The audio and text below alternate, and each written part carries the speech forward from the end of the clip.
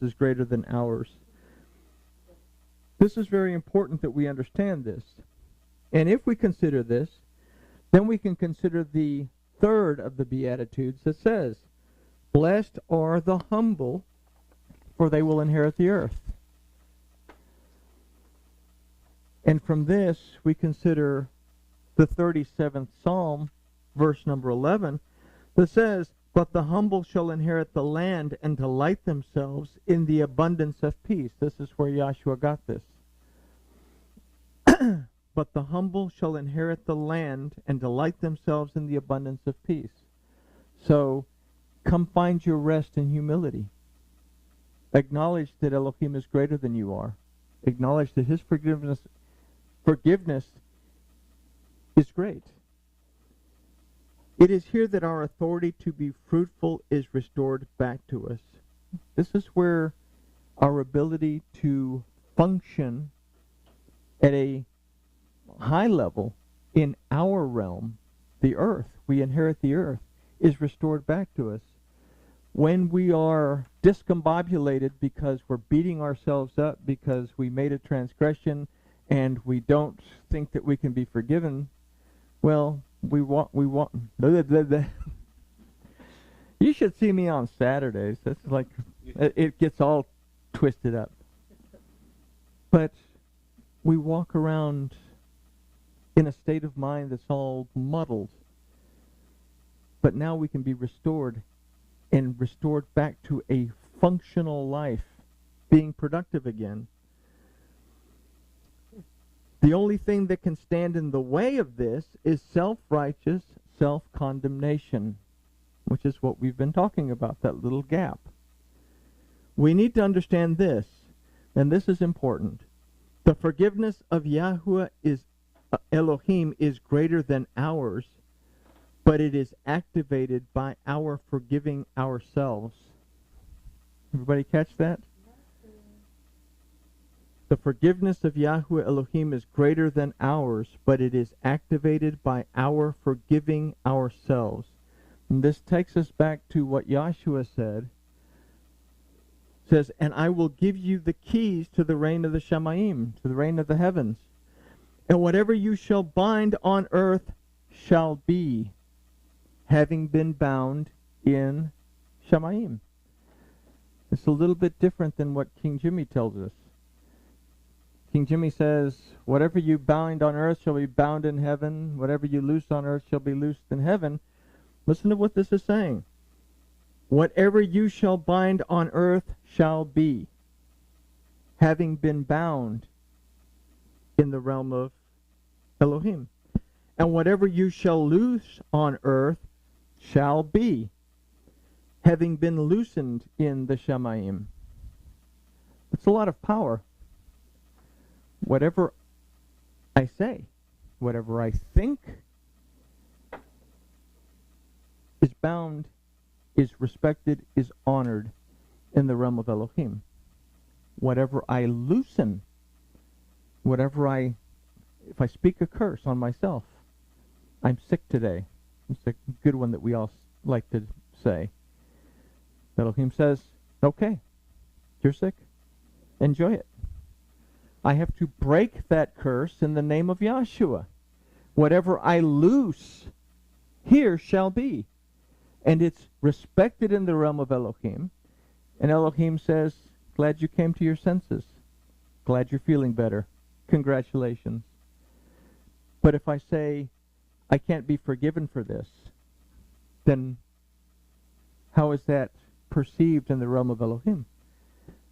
Okay. You have to start the ball rolling. I can't forgive you until you do. But whatever I loose, forgive me because I forgive myself. Then Yahweh says, "Okay, you started it. I'm going to finish it." We have the contract up here, signed in blood, that says that you are forgiven for whatever it is that you've done. According to your belief, let it be done unto you, is what Yahshua said. So, very, very important thing here that we're seeing. Now, This is a progression that brings us to what Yoel at this point calls my Elohim, which is why what we've been considering to this point is so important. The name Yoel, the name of this prophet, means Yahweh is Elohim. And it is here that he says, my Elohim. Everything that we've considered to this point is for those who have been restored and established because Yahuwah is their Elohim. The Elohim of Yoel, that means Yahuwah is Elohim.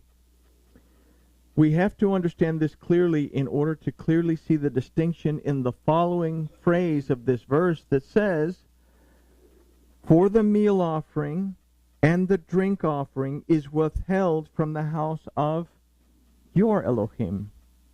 And we could actually take that and make that a small e on that Elohim. In the Hebrew, when it's talking about Joel's Elohim, it says Elohi, my Elohim. When it's talking about your Elohim, it's saying Elohechem. That is specifically all of y'all's. So there's a difference between Elohi and Elohechem in this verse. Note specifically that it isn't from Yoel's Elohim that the meal offering and the drink offering is being withheld. It's being withheld from your Elohim. Which brings us to asking a question. Is there another Elohim separating me from the only Elohim that is Yahuwah? We've taken the first few steps in Yahshua's lesson on the Beatitudes. And if we have put another Elohim in Yahweh's place, now is the time to recognize it as without doing so, we miss out on the fourth of the Beatitudes, which in Matthew 5:6 says, blessed are those who hunger and thirst for righteousness, they will be filled. But if the meal offering and the drink offering is being withheld from your Elohim, then how are you going to eat and drink and be filled in righteousness if you've still got something else that you're holding on to and worshiping in your life? It doesn't have to be a thing. We hold on to worshiping finances. We hold on to worshiping our health. We hold on to worshiping our depression, anxiety, all kinds of Elohims in our lives. Not to mention the things that we discussed at the very beginning of this study. Well, that we've learned about in Joel all the way through. So, blessed are those who hunger and thirst for righteousness, they will be filled. Which brings us to our final scripture to consider that illustrates that we cannot buy our own way with our perception of redemption.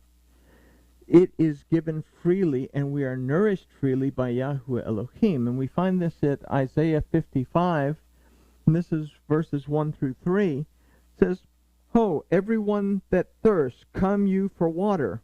And he that has no silver, come you, buy and eat. Yes, come buy wine and milk without silver and without price. So, how do you buy anything if you don't have any money? Then it goes on to say, why do you weigh out silver for that which is not bread, and your labor for that which does not satisfy? Listen closely to me, and eat what is good, and let your being delight itself in fatness. Incline your ear, and come to me. Hear, so that your being will live, and let me make an everlasting covenant with you, the trustworthy, loving commitments of David. And if we were to take David out of there and actually put in what David means, we would say, the trustworthy, loving commitments of my beloved. We're saying, if we are the beloved of Elohim, this is our commitment to Elohim, that we are going to eat with him and be filled. We can't bring silver. We can't bring anything. We can't bring our own redemption into the picture. We have to depend on Elohim's. So self-condemnation is a powerful enticement and is a strong Elohim, but it does not bring righteousness. That's something that's an interesting thing. We beat ourselves up because we think, oh, we're being so righteous.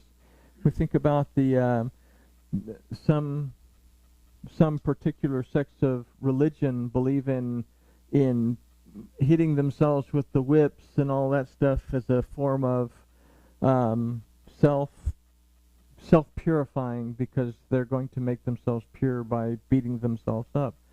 It doesn't work, though. The self-condemnation is a type of Elohim. Yahuwah offers the word and its blessing to those who will recognize their weaknesses and then make teshuvah without beating themselves up for having been weak. Self-condemnation, in reality, cuts us off from true fellowship with Yahweh Elohim.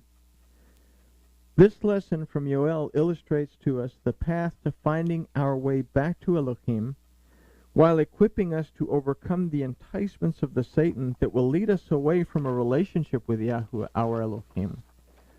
We cannot buy or work for redemption, deliverance, and restoration. It's given to us freely by Yahuwah. Yahshua paid for it. We must be able to make teshuvah and move forward in our relationship with the Father. As we move forward in Yoel, and as we can consider the next several chapters, or next several verses of chapter 1, we're going to see this idea continue on and give us some more ideas as how to build our relationship. The last few verses dealt with, these are the problems. This one deals with, this is how you start to fix it. And until we get to verse 20, it's going to give us some more advice. Because when we start chapter 2, then things start to go south. This is what happens if you don't take care of this. But just because it says we can't buy our own redemption or our deliverance, because we have to receive what was paid for free. Yahshua paid for it. But we are still required to follow the instructions of Yahweh Elohim and keep his Torah. There's a big difference in those two things. We keep Torah in order to build ourselves up physically, as well as spiritually, mentally, to make ourselves stronger to serve the way we should be serving. And with that, that was our study of Yoel, part 7. And grooviness has been achieved.